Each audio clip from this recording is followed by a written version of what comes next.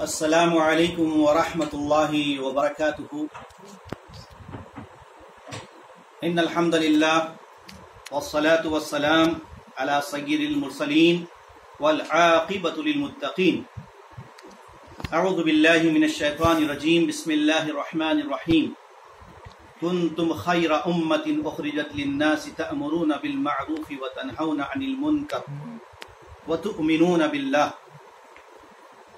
تمام قسم کی حمد و ثنا، عظمت و کبریائی اس اللہ رب العزت کے لیے لائق و زیبا ہے جس کے قبضے قدرت میں ہم سبوں کی جانیں ہیں۔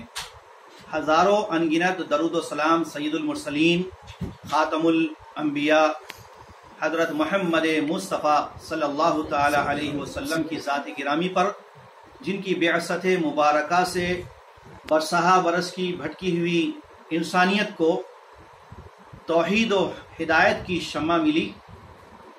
الحمدللہ آج ایک اہم موضوع کے تحت آپ حضرات کے روبرو میں حاضر ہوا ہوں۔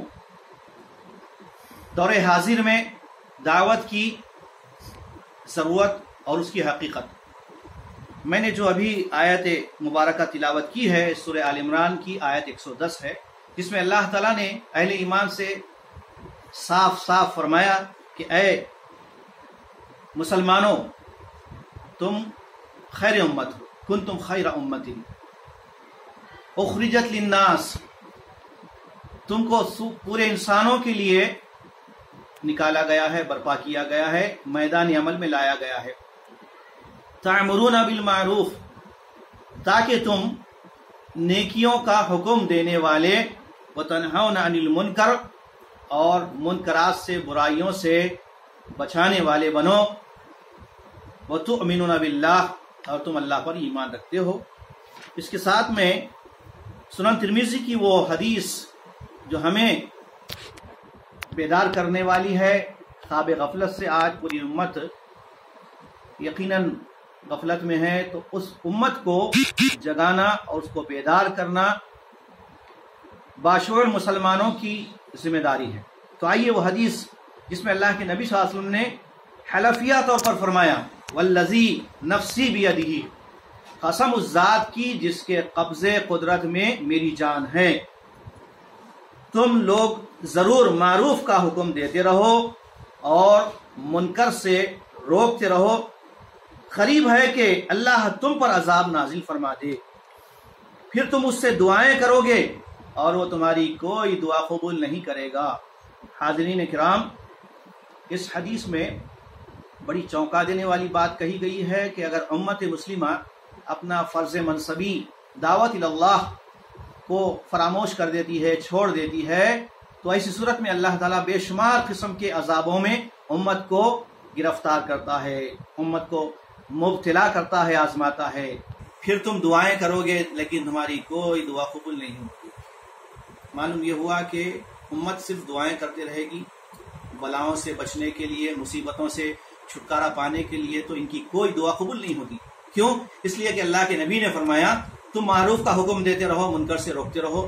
یہ کام امت میں جب ہوتا رہے گا تو امت اللہ تعالیٰ کی عافیت میں ہوگی، رحمت میں ہوگی، سکون میں ہوگی، شانتی میں ہوگی، پوری دنیا میں امن ہوگا۔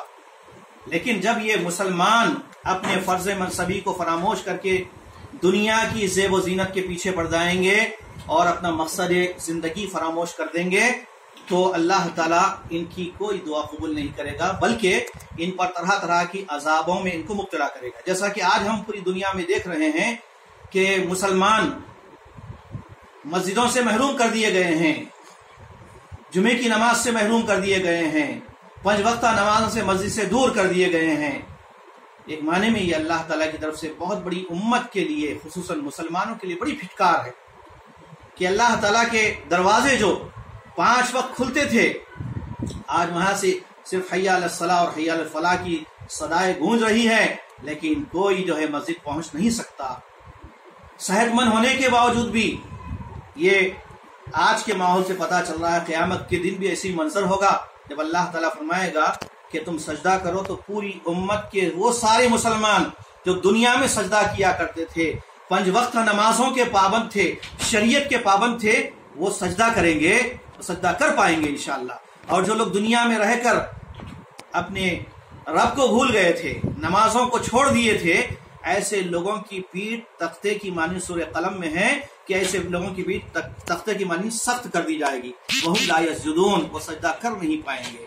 تو آج یہی حال ہو رہا ہے، سجدہ کرنا چاہتے ہیں، مسجد جانا چاہتے ہیں، لیکن مسجدیں بند کر دی گئی ہیں۔ تو غور کرنے کا مقام ہے کہ آج یقیناً پوری امت ایک بڑی آفت میں گرفتار ہے۔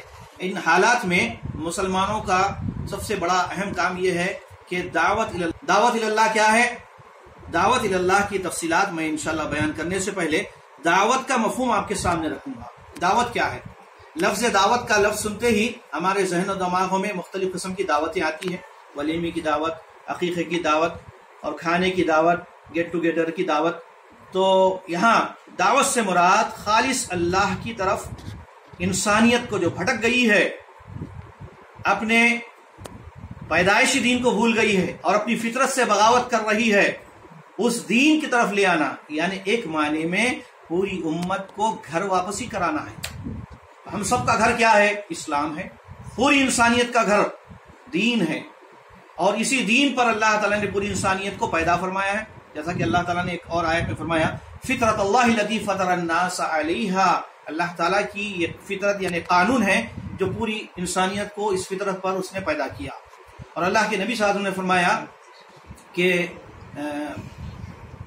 ہر بچہ فطرت پر پیدا ہوتا ہے، کل مولود یولد علی الفطرۃ، ہر بچہ چاہے مسلمان کے گھرانے میں پیدا ہو، عیسائی کے گھرانے میں پیدا ہو، ہندوؤں کے گھرانے میں پیدا ہو، پارسیوں کے گھرانے میں پیدا ہو، یا کسی بھی گھر میں پیدا ہو، جو بھی بچہ پیدا ہوتا ہے وہ بچہ فطرتاً نیچرلی کیا ہوتا ہے؟ توحید والا ہوتا ہے، اس کی فطرت میں توحید ہوتی ہے، یعنی اسلام کو اللہ تعالیٰ نے ہر انسان کی فطرت میں رکھ دیا ہے۔ تو معلوم یہ ہوا کہ ہر انسان کا پیدائشی دین کیا ہے؟ اسلام ہے، اور اسلام صرف اللہ کے نبی صلی اللہ علیہ وسلم کا دین ہی نہیں ہے، بلکہ اس پوری کائنات کے جو اللہ کی طرف سے بھیجے ہوئے پوری انسانیت کے جو باپ ہیں، حضرت آدم علیہ السلام کا بھی دین کیا تھا؟ اسلام تھا، اور پوری انسانیت حضرت آدم علیہ السلام ہی کی